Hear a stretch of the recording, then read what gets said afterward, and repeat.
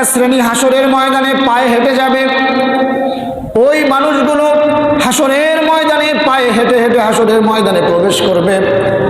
আরেকটা শ্রেণী হাসরের ময়দানে উল্টা হয়ে তারা হাসরের ময়দানে উপস্থিত হবে, অর্থাৎ তাদের পা থাকবে উপরের দিকে আর মাথা থাকবে নিচের দিকে।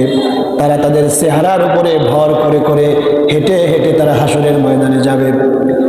3 নম্বর শ্রেণী হলো আল্লাহ রাব্বুল আলামিনের অত্যন্ত প্রিয় বান্দা বান্দি যারা জান্নাতি, যারা তাকওয়াবান, যারা নেককার, আল্লাহ রাব্বুল আলামিন তাদের জন্য জান্নাতের পক্ষ থেকে গাড়ি পাঠাবেন।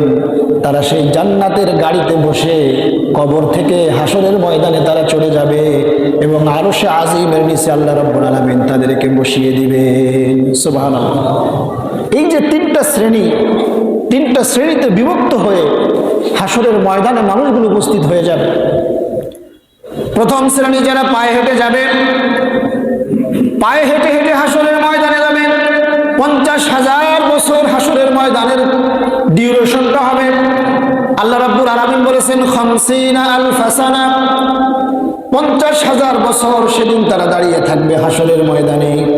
আর যারা উল্টা হয়ে হাসরের ময়দানে যাবে তারা হাসরের ময়দানে ঢুকতে পারবে না।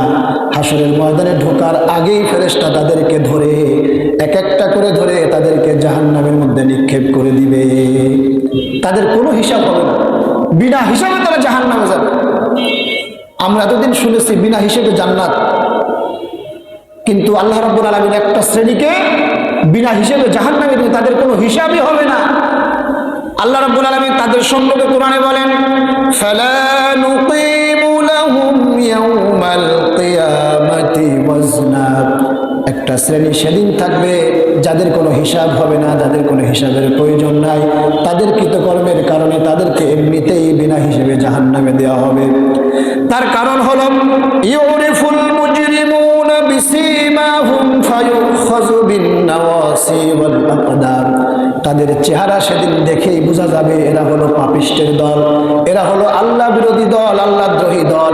ফেরেশতা তাদের পায়ের গোড়ালি ধরবে, কপালের উপরে চুলের মুঠি ধরবে, মেরুদণ্ডের হাড়টা ভেঙে ফেলবে, ফুটবলের মতো করে গোল করে একটা লাথি মেরে জাহান্নামের মধ্যে ফেলে দিবে। এই মানুষগুলোর কোনো হিসাব কিয়ামতের দিন হবে না।